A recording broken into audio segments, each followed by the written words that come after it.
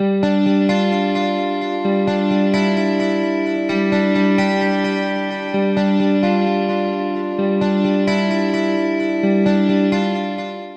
James Hogan. I'm from the Clean Technology Centre in CIT, Cork Institute of Technology. And we're a consultancy, environmental consultancy, which focuses on waste prevention. And we've been doing this for the last 20 years. When we first started, we were working with the pharmachem industry, because at the time they had issues with pollution, discharges into Cork Harbour, Greenpeace were in the harbour, and we felt it was a good opportunity for us to help them with cleaner production. So since then, we've been working small. A lot of our work today is funded by the National Waste Prevention Programme, and it has a number of sub-programmes which assist companies through the programme I run, the Green Business Programme. There's a Green Hospitality Programme. There's a Cleaner, Greener Production Programme, which I'm sure you're aware of, for industry. There's a number of community programs, such as the Green Homes Programme, Green Communities Programme, Green Schools Programme. So there's a lot of programs out there with government funding to promote sustainability, if you like. And the government feel this is a good investment. In 2011, the National Waste Prevention Programme invested 1.3 million in waste prevention. The return on that investment was 20 million euros worth of saving. So that therefore a saving of, or a return of 17 to 1. So a very good investment. So resource efficiency, sustainability pays. That's the key message here. A lot better than other investments that might have been made in the past in banks and stuff. So our Green Business Programme offers free on-site visits to companies, and I say free, to companies, to optimize the use of the materials that they use in the process, to optimize water, for example, energy, and consequently to reduce waste from the process. So we're focusing primarily on processes. The result of that is improved competitiveness for business. So any profits they make, and I'll explain some of the case studies later, but the kind of profits you can make through cleaner production, they're on the bottom line, and very, very welcome to small businesses today. When we talk about sustainability, we're talking about the planet, the environment, profit, sustainable business, and people, the community. There has been reference to expanding the dairy industry. The plan is to expand milk production by 50% by 2020, which is a fairly staggering amount of increase, I would say.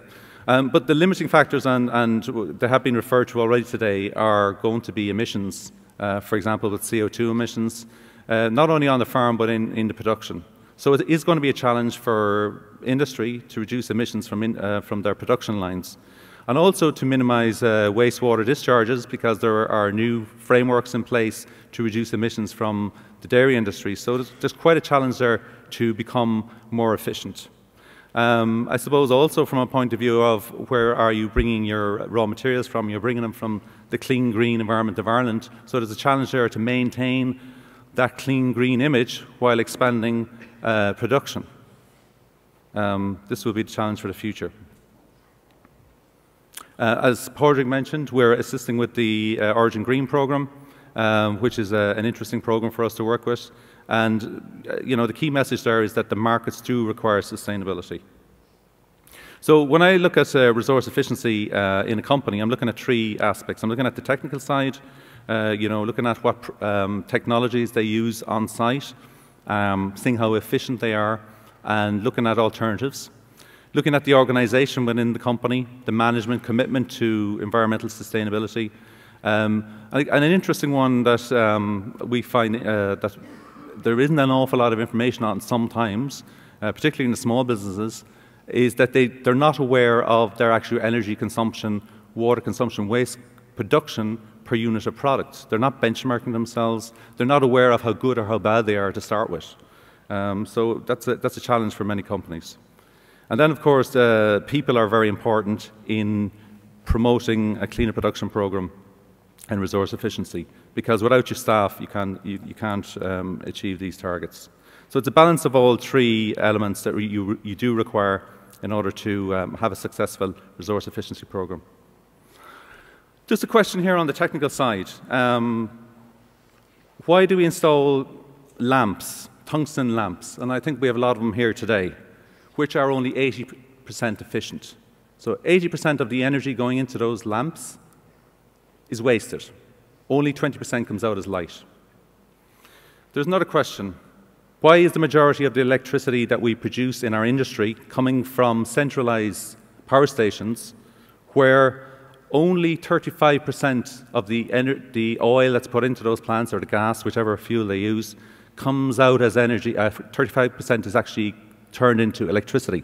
So there's a 65% waste of energy. In this day and age when we have issues with carbon, oil, peak oil, etc., how do we continue to do this?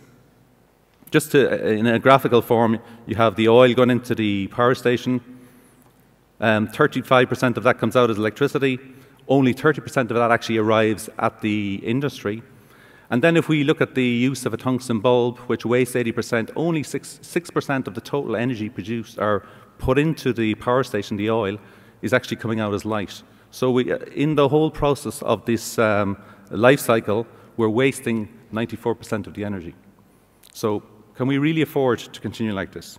And I think not. So we really need to look for alternatives. One alternative is to produce energy on site, and I do a lot of work with hotels where they produce their own energy on site using a combined heat and power plant. So they feed the oil into their own generator, and there's only a 20% wastage of energy in this case. You then take that energy, both electricity and heat, you use both, and you use alternative lighting such as LED lights, which only waste 10% of the energy, and you end up at 25% waste, as opposed to the 94% that I mentioned earlier. So there is alternatives which we got to look at, and they are out there in the marketplace, but it's amazingly how slow the uptake is in actually introducing these technologies, even though they're cost effective. An example here, a food processing plant we recently worked with. We changed their fluorescent strip from a T8 to a T5, a simple change. It reduced their lighting cost by 40%. There was an initial cost of 9,000 to buy the new lamps, but the energy saving was 15,000 euros per annum, so a 7-month payback. If you look at industrial compressors, again, more waste. 90% of the energy going into these is wasted as heat. And what do we do with this heat? Generally, we don't do anything. But there are possibilities to recover this heat and use it to preheat boilers, to use it for space heating, etc. So there are opportunities there.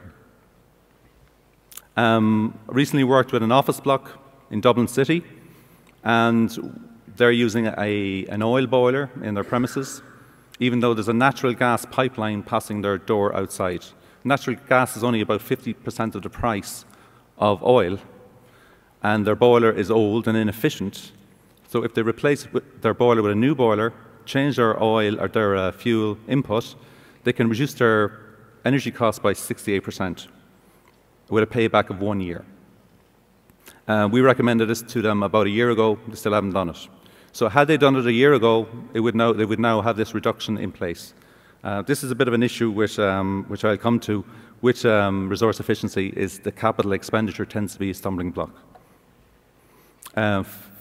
Water is also an issue, a lot of wastage of water. Good, clean, potable water that's been treated, flushed down the drain to wash plant, to wash yards, where you could use rainwater. And often, many cases, the rate at which they're flushing the water down is huge, and they could easily reduce those flow rates using these nozzles on the tops of hoses, etc. There was a plant that we worked with which reduced its water bill by 30k by just simply putting these nozzles on hoses. I mentioned awareness, and awareness is very important too in industry.